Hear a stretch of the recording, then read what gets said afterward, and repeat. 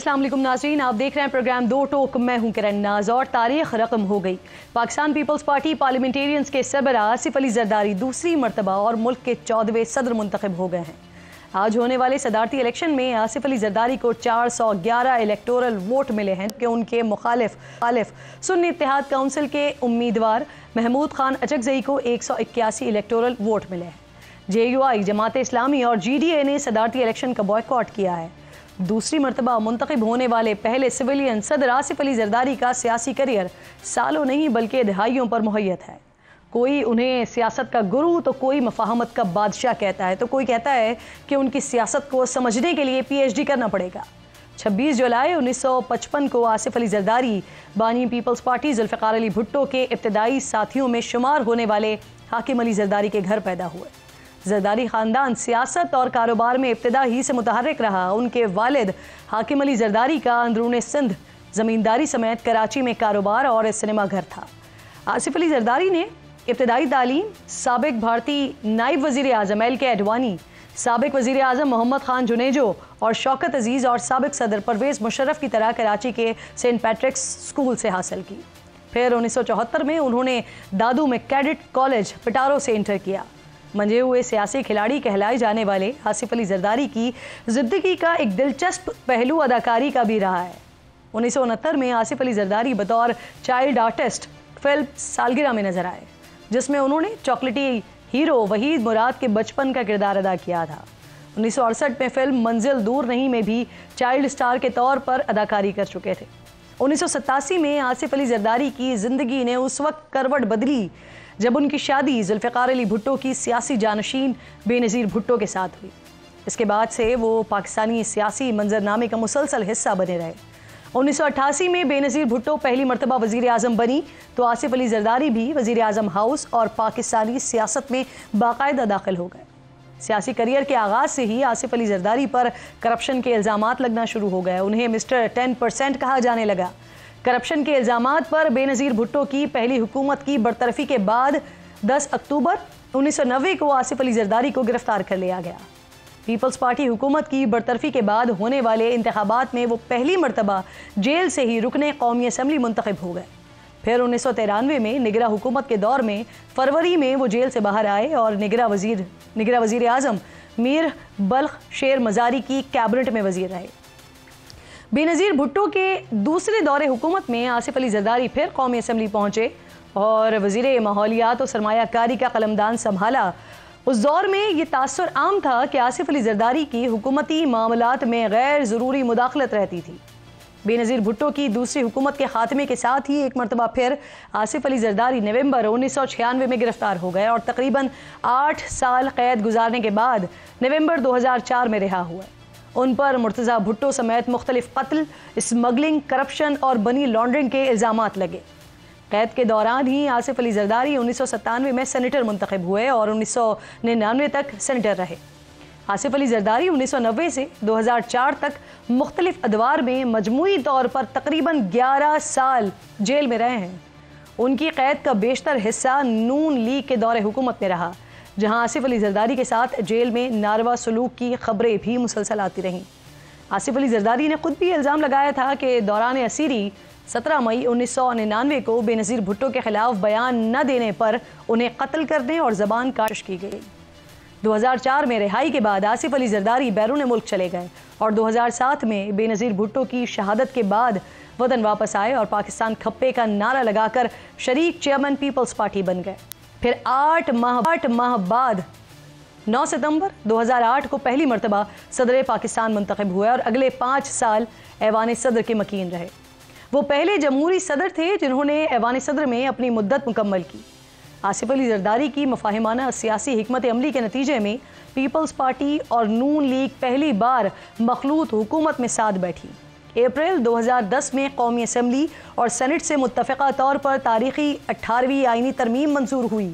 2014 में तहरीक इंसाफ के इस्लामाबाद धरने के हवाले से भी आसिफ अली जरदारी का रोल बड़ा इंपॉर्टेंट रहा, जब उन्होंने हुकूमत वक्त को किसी भी सख्त एक्शन लेने से बाज रखा। 2013 से 2018 के दौरान पीपल्स पार्टी और नून लीग में रिवायती ज़बानी सियासी मुखालिफत जारी रही, लेकिन 2018 में तहरीक इंसाफ की कामयाबी के बाद फिर सियासत ने नया रुख लिया और ये आसिफ अली जरदारी ही थे जिनकी कोशिशों से तहरीक इंसाफ हुकूमत के ख़िलाफ़ एक बड़ा अपोजिशन इत्तेहाद यानी PDM वजूद में आया, जहाँ से 2022 में तहरीक इंसाफ हुकूमत के ख़ात्मे की बुनियाद पड़ी। फिर 2022 में इसी मफाहमती सियासत के सिलसिले को आगे बढ़ाते हुए नून लीग और पीपल्स पार्टी ने मिलकर इत्तेहादी हुकूमत बनाई, 16 माह साथ चले और अब एक मरतबा फिर नून लीग और पीपल्स पार्टी दीगर सियासी जमातों के साथ इक़्तिदार की लगाम अपने हाथों में मजबूती से थामे हुए हैं। आज के मेरे सबसे पहले मेहमान, मेरे मोअज़्ज़ज़ मेहमान अली मोहम्मद ख़ान साहब पाकिस्तान तहरीक इंसाफ से मेरे साथ मौजूद हैं। बहुत शुक्रिया आपका। सबसे पहले तो ये बताइए, आज आसिफ अली जरदारी सदर मुंतखब हो गए हैं, तो बतौर पाकिस्तान तहरीक इंसाफ के सीनियर रहनुमा मुबारकबाद देंगे उनको? जी बहुत शुक्रिया। बिस्मिल्लाहिर्रहमानिर्रहीम, अल्लाहुम्मा सल्लि व सल्लिम मुबारक अला सय्यिदिना मोहम्मद व अला आलि मोहम्मद। देखिए, सबसे पहले तो मैं ये कहूँगा कि एक जमहूरी अमल आज पूरा हुआ, लेकिन अच्छा होता कि अगर इस जमहूरी अमल की बुनियाद फॉर्म 47 नहीं फॉर्म 45 होता। बड़ा अफसोस की बात है, जरदारी साहब फॉर्म 45 के वोटों से बनते तो फिर दिल से उनको मुबारकबाद देते, लेकिन जो आधी से ज्यादा असेंबली बिठाई गई है तो फॉर्म 47 की पैदावार है। और फॉर्म 47 का मतलब क्या है? इसका मतलब वोट दिया, वो रात को जीत गए, सुबह हारने वालों को नए कागज बना के नए रिजल्ट बना के दे दिए गए। तो पाकिस्तान की तारीख का सदर का जो इलेक्शन ये हुआ है, शायद सबसे ज्यादा मुतनाज़ तरीन इलेक्शन है। और ये कहूंगा कि इस जमहूरी अमल को अगर आपने इससे मुल्क को चलाना है तो सबसे पहले आपने जो मैंडेट पे डाका पड़ा है इसका कोई ना कोई हल निकालना होगा, वरना ये जमहूरियत की गाड़ी इस तरह से आगे चलने वाली आप कह रहे हैं कि ये मुतनाज़ इलेक्शन है सदर का, लेकिन आप ही के उम्मीदवार महमूद खान अचकज़ई वो कह रहे हैं तारीख में पहली बार ऐसा हुआ है, ऐसा शफाफ सदर का इंतखाब हुआ है जिसमें ना कोई वोटर खरीदा गया ना बेचा गया। देखें, अचकज़ई साहब ने जिस तनाज़ुर में बात की है वो तो इन वोटों की बात हुई है जिन्होंने आज वोट डाला है, लेकिन जिन MPA MNA साहबान ने वोट डाला है क्या वो खुद जीते हैं? शहबाज शरीफ साहब ने आज वोट डाला होगा, मियां साहब ने भी डाला होगा, मरियम बीबी ने भी डाला होगा वोट, और भी उनके MNAs MPA साहिबान ने। क्या वो खुद इलेक्शन जीते हैं? सबसे बड़ा सवाल तो ये है, और यही तो हमारा एक मुश्तरका एक नुक्ता है जिस पे अचकज़ई साहब को हमने सपोर्ट किया है, वरना उनके और हमारे बीच में तो बहुत से नजरियाती इख्तिलाफात थे और अब भी हैं, लेकिन एक नुक्ते पे हमने सपोर्ट किया कि मैंडेट चोरी का उनका भी मुतालबा था और इमरान खान साहब का उनकी ख्वाहिश थी कि एक स्ट्रॉन्ग मैसेज जाए पाकिस्तान से, पंजाब से बलूचिस्तान को, कि एक सबसे बड़ी जमात ने एक बहुत ही महरूम सूबे को एक सदर का कैंडिडेट दिया है, सपोर्ट किया है। और आज ये भी आप देख लीजिए, चलें ये तो आप मानते हैं कि आज का जो प्रोसेस था वो शफाफ था। बलूचिस्तान से उनको वोट नहीं पड़ा, लेकिन हमने अपना वोट पूरा दिया है। मुझे ये भी बताइए अली साहब, तहरीक इंसाफ चाहती तो आप नहीं समझते कि वजारत उज़्मा भी आपके पास होती, आज पाकिस्तान पीपल्स पार्टी अपना सदर बना रही होती? आप नहीं समझते कि ये नक्शा ही बिल्कुल मुख्तलिफ होता? जिद की सियासत से बाकायदा नुकसान उठाया आप लोगों ने और मजीद नुकसान हो रहा है। मैं उसको उसूलों की सियासत कहूंगा, क्योंकि करप्शन के खिलाफ जंग जरदारी साहब के संग, ये नारा कोई ज्यादा जंग है। और दूसरी बात यह है कि नजरिया कुर्बान करके अगर आप हुकूमत लेते हैं तो हुकूमत तो आनी जानी चीज है, आज है कल नहीं, फिर आ जाएगी। नजरिया एक बार चला जाए फिर नहीं आता, तो हमने अपना नजरिया बचाया है। तहरीक इंसाफ हुकूमत में आएगी, अपनी ताकत पे आएगी इंशाल्लाह। और अभी भी अगर इस फॉर्म 45 का फैसला होता है तो 2/3 से तो ज्यादा हमारी अक्सरियत अब भी मौजूद है। सही। अच्छा, गुज़िश्ता रोज़ शेर अफजल मरवत साहब ने कहा कि इस्टेब्लिशमेंट से कुछ राब्ता हुआ है, लेकिन उनकी शराइत तहरीक इंसाफ की सोच से मुताबिकत नहीं रखती है। वो शराइत क्या रखी गई हैं वैसे? मुझे इसका इल्म नहीं है, ना कोर कमेटी में कोई ऐसी बात हुई है, तो मैं इसके बारे में ला इल्म हूं। ये शेर अफजल मरवत साहब ने जाती तौर पर बयानात दिए हैं? हो सकता है उनको कोई इन्फॉर्मेशन हो, मैं कह रहा हूँ मुझे कोई इन्फॉर्मेशन इस बारे में नहीं है, मैं ला इल्म हूं। अच्छा, अली भाई ये बता सकते हैं क्या माइनस इमरान खान की तहरीक इंसाफ को रिलीफ की ऑफर वगैरह हुई है? देखिए, किसी की जरूरत है कि वो तहरीक इंसाफ को माइनस इमरान खान कुछ भी ऑफर करे? माइनस इमरान खान का मतलब ये है कि धड़ हो लेकिन सर ना हो, तो बगैर सर के तो धड़ को फिर दफनाया जाता है, चलता फिरता तो हो नहीं सकता। तो खान साहब के बगैर तो तहरीक इंसाफ 0/0 तक़सीम 0 है। बल्कि पाकिस्तान की सियासत, मुल्क के सबसे बड़े लीडर को अगर आप माइनस करेंगे, इसका मतलब है कि फिर आप मुल्क चलाने के लिए, जमहूरियत की गाड़ी को चलाने के लिए फिर सीरियस नहीं है। صحیح. اچھا, اسد قیصر صاحب نے عید کے بعد سڑکوں پر آنے کا اشارہ دیا ہے, تو علی صاحب آپ سمجھتے ہیں اس صورتحال میں ایسا کوئی احتجاج کامیاب ہو پائے گا؟ کارکنان مزید کیسز میں الجھ جائیں گے؟ اس پہ دیکھیے احتجاج تو آپ نے کرنا ہے, اپنے حق کے لیے آپ نے نکلنا تو ہے, اپنا ایک رائٹ آپ نے استعمال ضرور کرنا ہے.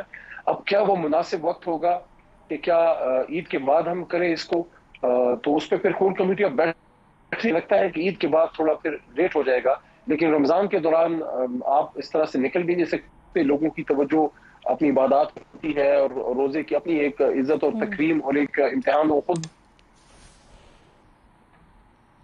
امتحان میں زیادہ ڈال بھی نہیں سکتے.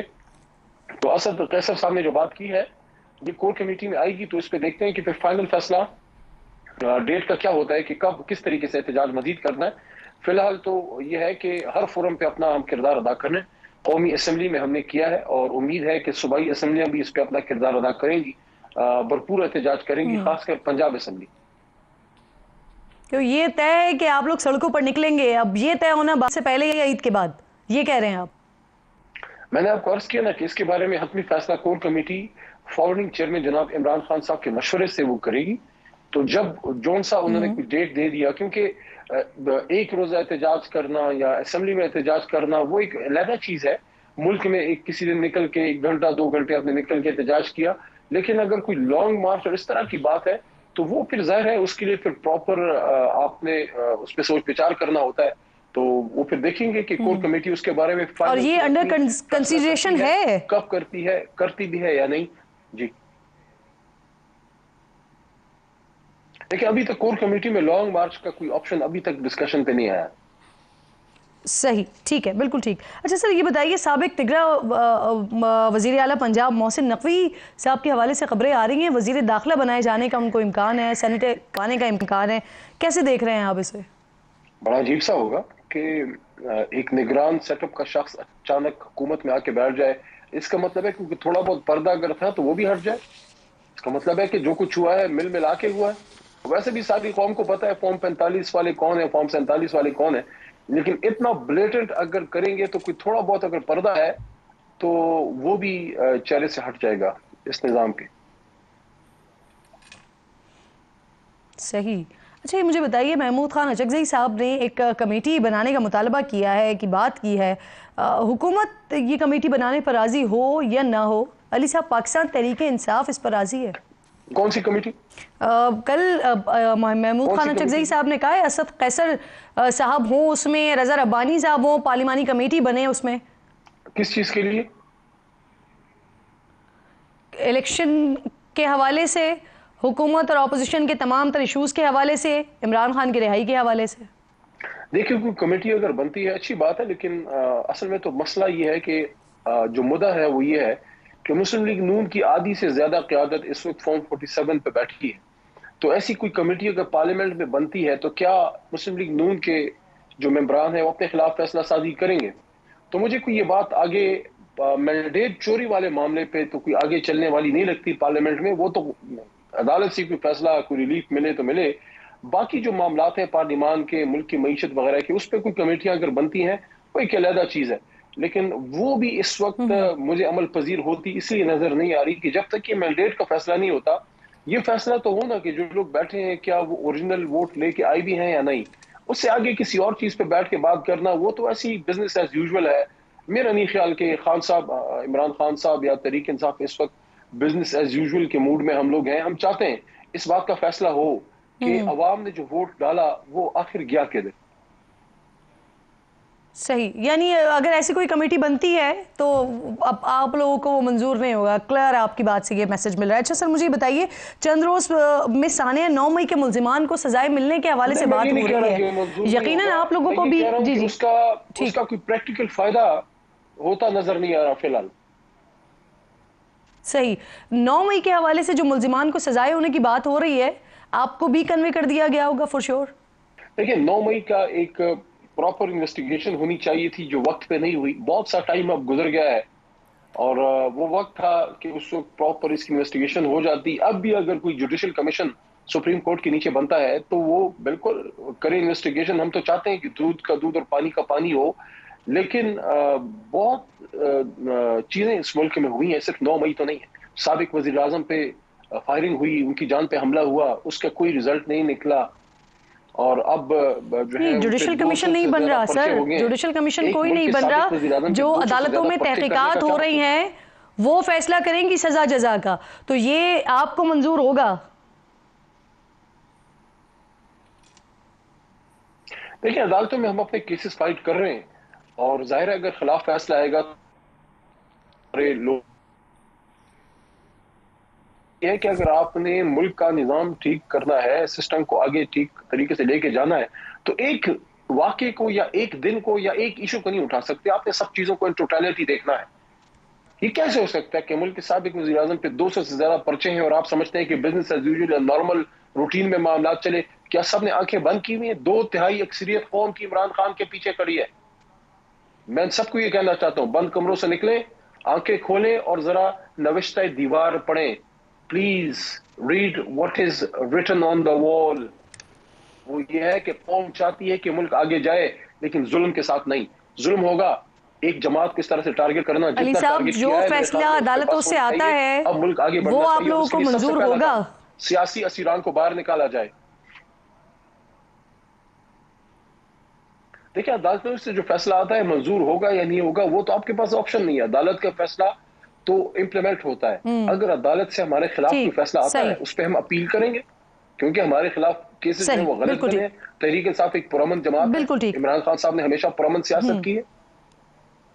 جی سر, عارف علوی صاحب کے حوالے سے بات کر لیتے ہیں. صدارت کے منصب سے سبکدوش ہو گئے ہیں, کیا پارٹی کی سینئر لیڈرشپ ملے گی ان کو, پارٹی میں وہ فعال ہوں گے, اور ان کے عہد صدارت کو آپ کیسے دیکھتے ہیں؟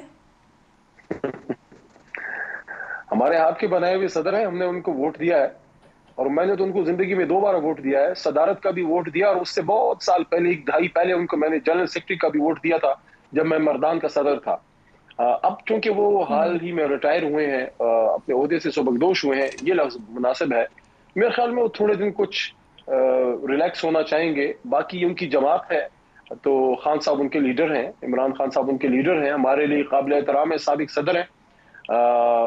ایک بڑا ان کا ایک کردار رہا ہے تحریک انصاف میں. 1997 کے عمران خان صاحب کے ساتھی ہیں. بحیث صدر ان کا کردار کیسا تھا, اس میں اچھی بھی چیزیں ہیں, کچھ چیزوں پہ سوالات بھی اٹھے ماضی میں, لیکن میرے خیال میں یہ اب مناسب وقت نہیں ہے کہ اب چونکہ وہ سبکدوش ہو گئے ہیں, ہم پہ کوئی غیر مناسب ہم تنقید کریں. وقت اس کا فیصلہ کرے گا کہ کس کا کیا رول ہے. بہرحال وہ ایک پولیٹیکل ورکر ہیں, اور پاکستان کے میرے خیال میں چند ان صدور میں سے ہیں جو باقاعدہ MNA بنے, حلقہ جیت کے آئے, پولیٹیکل ورکر کے طور پہ صدر ہاؤس میں گئے, اور عمران خان صاحب کے کارکن تھے جب وہ MNA بنے تھے. میری دعائیں ان کے ساتھ ہیں. انہوں نے جو ہے صدر کا عہدہ نبھایا 5.5 سال. اس میں بہت ہنگامہ خیز وقت آیا, ان کے لیڈر جو ہے گرفتار ہوئے, ہم سب گرفتار ہوئے. میں چاہوں گا کہ کچھ چیزیں وقت اس کا فیصلہ کریں کہ کس نے کیا کردار ادا کیا. بہرحال ایک سیاسی آدمی ہے, سیاسی آدمی تھے, سیاسی کارکن تھے, ان کا ایک دور گزرا ہے. میری دعائیں ان کے ساتھ. صحیح. اچھا, علی حمید گڈا پور صاحب نے پرویز خٹک اور محمود خان کی حکومتوں پر تنقید کی ہے. 10 سال 1000 ارب قرضوں میں اضافہ, کوئی نیا عوامی مفاد کا پروجیکٹ نہ لگانا, یہ الزامات انہوں نے لگائے ہیں. تو علی صاحب وہ تو خود ہی PTI کے خلاف چارج شیٹ لے کر کھڑے نہیں ہو گئے؟ دیکھیں, عمران خان صاحب کی ویژن پہ تحریک انصاف نے یہاں 2 الیکشن جیتے ہیں, اور ہم نے یہاں ترقیاتی کام سارا کچھ ہوا ہے. اگر عمران خان صاحب اور تحریک انصاف کا ساتھ جب نہ رہا تو وہی محترم پرویز خٹک صاحب تھے اور وہی محترم محمود خان صاحب تھے, تو اپنا یونین کاؤنسل تک وہ لوگ ہار گئے. لیکن یہ جو بات علی امین گڈا پور صاحب کر رہے ہیں, یہ ان کے دور حکومت کا کر رہے ہیں جس وقت پاکستان تحریک انصاف کا حصہ تھے, PTI کی حکومت تھی. میں صرف یہ کہوں گا کہ اپنی جس کی بھی کوئی جماعت ہے تو اپنی جماعت سے وہ لائل رہے. ہاں, اگر اس نے چھوڑنا ہے تو پھر عہدہ چھوڑ کے کسی اور جماعت میں شمولیت کر کے پھر ایک پلیٹ فارم پہ اترے. میں سمجھتا ہوں دونوں کو تحریک انصاف نے بڑی عزت دی تھی, اور عوام نے ان کو بتا دیا کہ آپ کو عزت ہم نے کسی آدمی کی وجہ سے دی تھی. اب ان پہ کوئی ایک ان کی جو طرز حکومت ہے اس پہ گنڈا پور صاحب نے رائے کا اظہار کیا ہے, لیکن بہرحال میں یہ کہوں گا علی صاحب پچھلے 10 سالوں میں KPK میں سر کوئی کام ہوا یا نہیں ہوا سوائے قرضہ چڑھانے کے؟ سر یہ بات آپ کے وزیر اعلیٰ کہہ رہے ہیں, اور وہ 10 سال بھی PTI کے 10 سال تھے.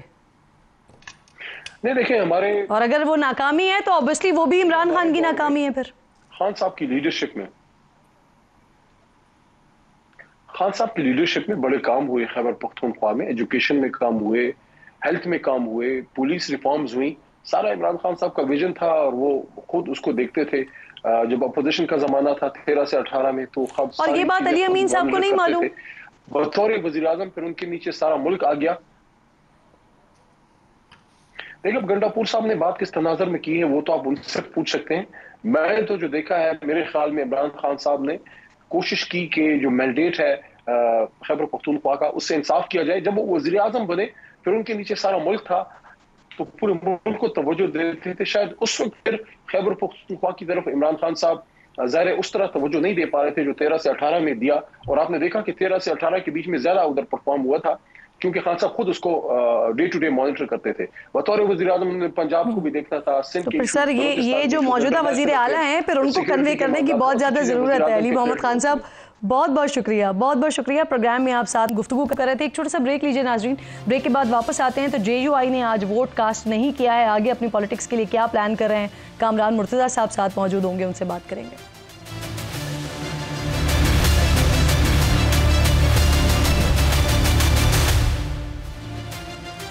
प्रोग्राम में एक बार फिर जी आपको खुशामदीद कहती हूँ। पाकिस्तान पीपल्स पार्टी के पॉइंट ऑफ व्यू के लिए सेनेटर पलवश शाह खान मेरी इंतहाई मोअज़्ज़ज़ मेहमान मुझे ज्वाइन कर चुके हैं।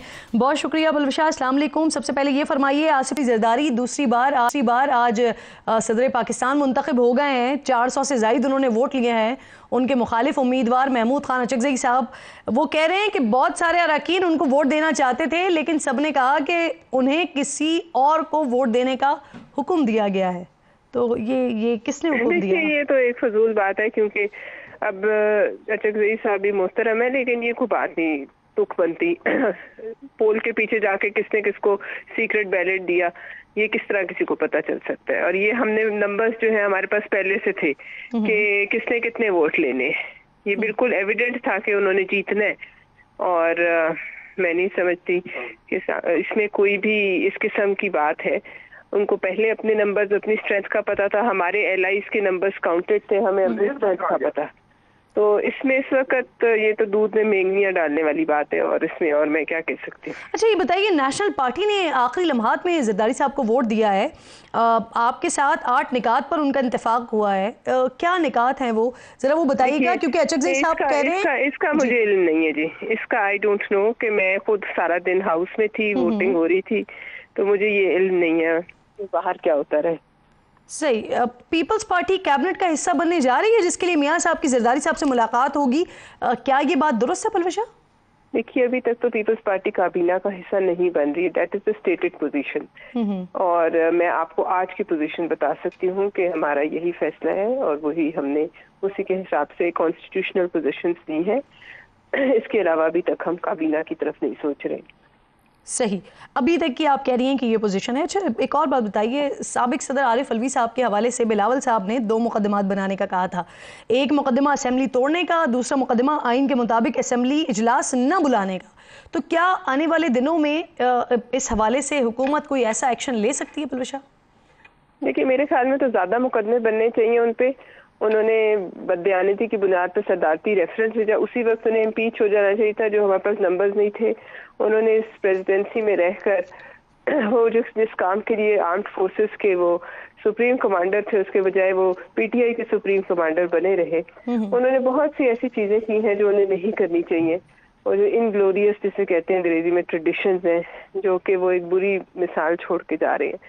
और मैं समझती हूँ कि जाहिर है अब वो जा रहे हैं तो धूनी से वाने सदर को पहले पाक करना होगा, और फिर कोई और ज़रदारी साहब वहाँ कदम रखें, क्योंकि जो उनकी क्या कहते हैं गैर आईनी इकदाम थे, उनके वो भूत और बदरुएं उधर ही फिर रही होंगी। तो क्या पाकिस्तान पीपल्स पार्टी हुकूमत पाकिस्तान को मशवरा देगी साबिक सदर के खिलाफ किसी भी किस्म की कार्रवाई करने के लिए? देखिए मैं भी ये नहीं कह सकती। जनरली पाकिस्तान पीपल्स पार्टी वैसे बहुत सारे इंतकामात पे यकीन नहीं रखती है, चाहे उनके खिलाफ खुद किसी ने काम किया हो, वो उसको जाती जो अपने अनाद है उनको भी सामने नहीं रखती, और पॉलिटिकल विक्टिमाइजेशन को भी नहीं रखती।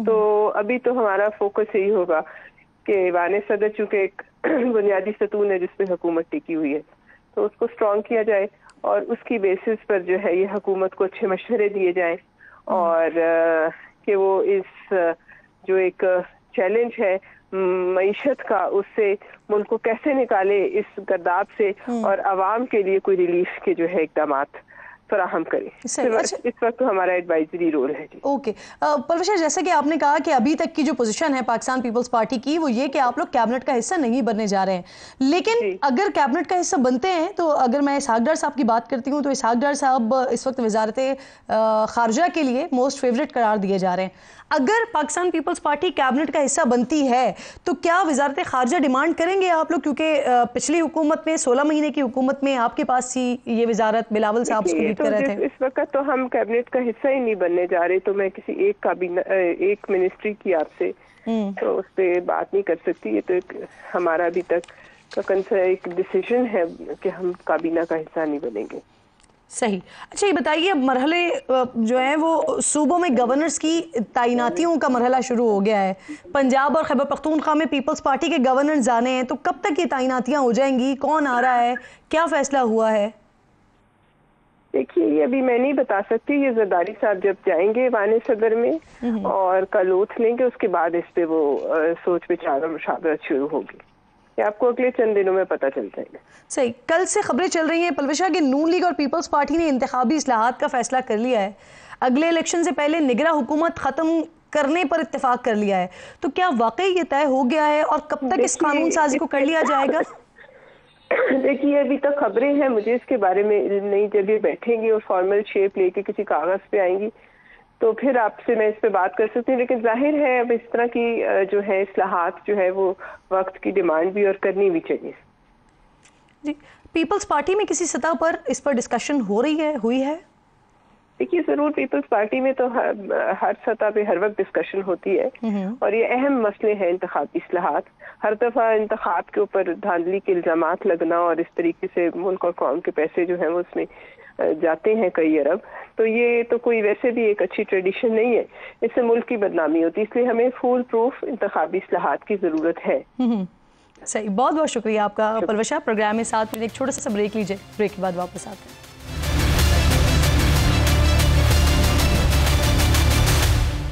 بریک کے بعد ایک بار پھر جی آپ کو خوش آمدید کہتی ہوں. اہم ترین آج دن پاکستان کا سیکرٹری کامران مرتضیٰ صاحب مجھے جوائن کر چکے ہیں، جمعیت علماء اسلام کے سینئر رہنما. بہت شکریہ. السلام علیکم کامران صاحب. سب سے پہلے تو سر یہ فرمائیے، آصف علی زرداری صاحب آج دوسری بار صدر منتخب ہو گئے ہیں. جمعیت علماء اسلام نے انتخابی عمل کا بائیکاٹ کیا. محمود خان اچکزئی نے شکوے کا اظہار بھی کیا کہ مولانا کا ووٹ پڑنا چاہیے تھا ان کو. اب تو جو ہونا تھا ہو گیا ہے. کیا مولانا صاحب اپنے پرانے دوست زرداری صاحب کو صدر بننے پر مبارکباد دیں گے سر؟ مبارکباد یقیناً ہر اس کو جس کو کوئی بھی سٹارٹ ملتی ہے، بھلے ہماری کوئی بھی ریزرویشنز ہوں ہم ضرور دیں گے. کیوں نہیں دیں گے؟ ہماری ریزرویشن برقرار ہے. ہم نہیں سمجھتے کہ یہ معاملہ جو ہے اس وقت ہے وہ مینڈیٹ اوریجنل ہے، اور اس کے باوجود اگر ان کو ایک موقع ملا ہے صدارت کا جس طرح سے بھی ملا ہے تو اس کے لیے یقیناً ہم ان کو مبارکباد دیتے ہیں، مگر تمام تر تحفظات رکھتے ہوئے.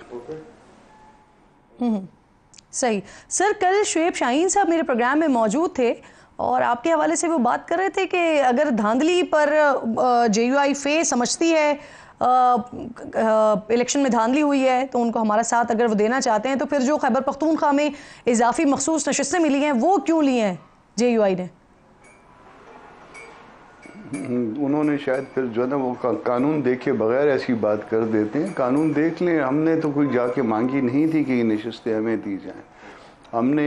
ہم خود نہیں گئے ہیں. باقی دوستوں نے تو شاید کوئی درخواستیں دی تھیں نشستوں کے لیے. جے یو آئی کی طرف سے درخواست نہیں دی گئی تھی، مگر ایک پارلیمانی پارٹی کے طور پہ ان کو خود سمن کیا گیا تھا الیکشن کمیشن کی طرف سے. پھر جو قانون کہتا ہے وہ قانون کی تشریح جو ہے وہ جو ہمارے پارٹ پہ ہو سکتی تھی وہ ہم نے کی ہے، اس میں اسسٹنس دی ہے. اور یہ بات بالکل واضح طور پہ اس آرڈر میں بھی آئی ہے، اگر شعیب شاہین صاحب نے دیکھی ہے، کہ ہم خود نہیں آئے، نہ ہم کسی کا حصہ کوئی لینا چاہتے ہیں. مگر ایک چیز اگر قانونی طور پہ کسی دوست کو ملتی ہے اور کسی نے کوئی فاش غلطی کی ہوئی ہے قانونی طور پہ کہ ایک سرٹن ڈیٹ جو اس کام کے لیے مقرر تھی اس کے لیے وہ نہیں کر سکے، یا اس کے ساتھ جا کے ملے ہیں جس نے پہلے لسٹ فائل نہیں کی ہے، ان جیسے بڑے وکلا کی موجودگی میں بھی، تو یقیناً جنہوں نے پیپر فائل کیے ان کا حق بنتا ہے۔ جی ٹھیک۔ اچھا سر، مولانا صاحب نے بیان دیا کہ وہ پارلیمنٹ کے اندر نہیں، پارلیمنٹ کے باہر بھی خطرہ بنیں گے۔ پھر خبر آئی کہ عید کے بعد JUI تحریک چلانے جا رہی ہے جس کا آغاز بالترتیب سندھ سے ہوگا، پھر بلوچستان سے، پھر KPK سے، پھر پنجاب سے ہوتا ہوا اسلام آباد کا رخ کرے گا۔ تو کیا یہ لانگ مارچ دھرنے میں تبدیل ہو سکتا ہے؟ دیکھیے، اس وقت ہم نے تحریک کی بات کی ہے، اس تحریک کے خد و خال کیا ہوں گے وہ یقیناً یہ رمضان میں اپنی آخری شکل اختیار کر لیں گے۔ کس طرح سے ہم نے اس تحریک کو جو ہے نا وہ افیکٹو بنانا ہے، یہ آپ اگلے چند دن میں آپ کے سامنے آ جائے گا، مگر ابھی تک خد و خال کے حوالے سے جو ہے وہ کوئی ایسی جو فائنل بات نہیں ہوئی ہے کہ ہم کیا کریں گے اور کس حد تک جو ہے نا ہم جائیں گے۔ یہ چند دنوں کے اندر یہ بات آپ کے سامنے آئے گی انشاءاللہ۔ سر، ایسی بھی اطلاعات ہیں کہ حکومت نے اگلے الیکشن سے پہلے نگراں سیٹ اپ والے معاملے کو ختم کرنے کا فیصلہ کیا ہے۔ الیکشن اب وزیر اعظم کے نیچے ہی ہوں گے جیسے انڈیا اور بنگلہ دیش میں ہوتا ہے، تو JUI کا کیا موقف ہے اس پر؟ اور آپ کیونکہ قانونی ماہر ہیں سر، تو اس لیے بتائیے گا کہ یہ ممکن کیسے ہوگا؟ الیکشن ایکٹ میں ترمیم کے ذریعے کیا جائے گا یا آئینی ترمیم کیا ہوگا سر؟ دونوں ترامیم کرنی پڑیں گی۔ آئینی ترمیم سب سے پہلے، کیونکہ جب تک آرٹیکل 224 کو آپ امینڈ نہیں کرتے اس وقت تک یہ کانسیپٹ موجود رہے گا۔ پھر الیکشنز ایکٹ میں بھی جو ہے اس میں ترمیم کرنی پڑے گی، اور یہ فیوٹائل ایکسرسائز ہے یہ جو کیئر ٹیکر سیٹ اپ والی ہے۔ آپ دیکھتے ہیں کہ وہ ان کے زمانے میں مزید دھاندلی ہوتی ہے، وہ ایک راجہ ریاست نام دے دیتے ہیں اور دوسرا جو ہے نا وہ کنسیڈ کر لیتا ہے، تو ظاہر ہے پھر یہ نام کہیں اور سے آتے ہیں کہ کسی طرح سے مینج ہوتا ہے سارا معاملہ، پہلے بھی ہوتا رہا ہے اب بھی ہوتا رہا ہے۔ تو یہ جو ہے نا یہ اب اس بات کو یہ تکلف ختم کر دیتے ہیں کہ کوئی independent caretaker set up تھا۔ وہ انڈیپینڈنٹ جو ہے نا وہ اس سے بھی زیادہ پارشل ثابت ہوتا ہے جو کہ اگر کسی پارٹی کی حکومت ہو، کم از کم اس پارٹی کی حکومت میں یہ بات کی جا سکتی ہے کہ الیکشن کمیشن با اختیار ہے۔ یہاں تو کوئی بھی با اختیار نہیں ہے، اور جو کچھ دل چاہے اس طرح سے جو ہے نا اس طرح کے نتائج آ جاتے ہیں، اور اس کو پھر تسلیم بھی کر لیا جاتا ہے یا کم از کم امپلیمنٹ کر لیا جاتا ہے۔ اگر کچھ لوگ تسلیم نہیں کرتے تو اس کی امپلیمنٹیشن ہو جاتی ہے۔ پچھلا بھی آپ نے 2018 کے بعد دیکھا، ایک ہائبرڈ نظام تھا وہ چلا، اب اس سے بھی زیادہ بدترین نظام ہے، وہ بھی دیکھ لیجئے، صدر تک تو پہنچا دیا۔ اس کے بعد جو ہے نا اب 11 کے بعد جو ہے وہ سینٹ آپ کا انفیکٹو ہو جائے گا۔ وجہ یہ ہے کہ آدھے لوگ ریٹائر ہو جائیں گے، آلموسٹ مہینہ جو ہے نا اسی طرح سے انفیکٹو رہے گا، کسی کے کان پہ کوئی جو نہیں رینگتی ہے، چل رہا ہے یہ نظام۔ جی ٹھیک۔ سر، مولانا صاحب سے ملاقات کے حوالے سے میاں صاحب نے مولانا صاحب سے ملاقات کی، جس کے بعد یہ بھی کہا جا رہا تھا کہ نواز شریف نے حکومت کو آپ کے تمام تحفظات دور کرنے کی ہدایت کی تھی۔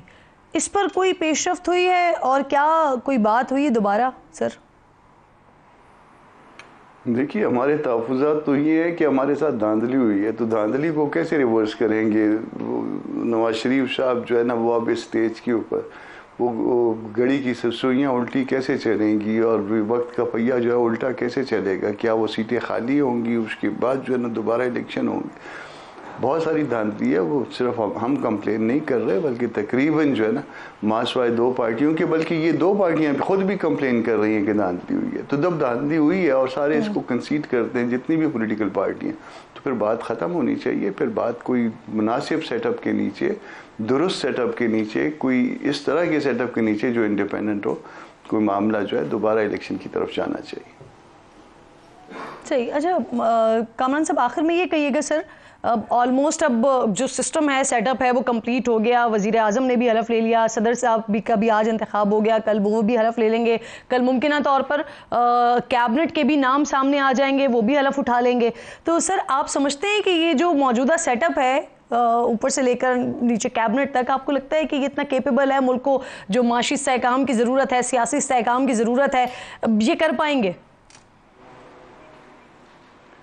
देखिए जिस सेटअप के साथ लेजिटिमेसी नहीं होगी, जिसके लोग ऊपर लोग उंगलियां उठाते रहेंगे, जिसके बारे में वो अल्फाज जो मुझे दोहराना अच्छा नहीं लगता वो पार्लियामान के अंदर भी लोग कहते रहेंगे, तो फिर उसके बाद जो है ना वो क्या आप उस सेटअप से क्या उम्मीद रखते हैं? ठीक है, वो बज़ाहिर वो वज़ीर आज़म होंगे, बज़ाहिर वो सदर होंगे, बज़ाहिर वो जो है ना मुख्तलिफ ओहदों पे काबिज होंगे, मगर वो काबिज हैं, वो इलेक्टेड नहीं हैं, वो सिलेक्टेड हैं, वो एक निज़ाम के तहत हैं, वो ज़ेर इंतज़ाम लोग हैं। तो ज़ेर इंतज़ाम लोग जो है जिस तरह से मर्ज़ी चलाएं, ठीक है, वो ताकत रखते हैं या उनके पीछे ताकत है, हमारे पास वो ताकत नहीं है कि हम उनको फिल वक्त अंडू कर सकें, मगर जब ये ताकत होगी, जब हम किसी अपने तौर पे कोई तहरीक चलाएंगे तो यकीनन जो है ना उन सबको मुश्किलात का सामना होगा। सही, बहुत बहुत शुक्रिया आपका सेंटर का साहब, प्रोग्राम में साथ मौजूद थे। वक्त भी ख़त्म हो गया है। इंशाल्लाह नाज़रीन से कल मुलाकात होगी। अपना और अपने मुल्क का ख़ास ख्याल रखिए और फ़लस्तीन को अपनी दुआओं में याद रखिए। अल्लाह ने के बाद।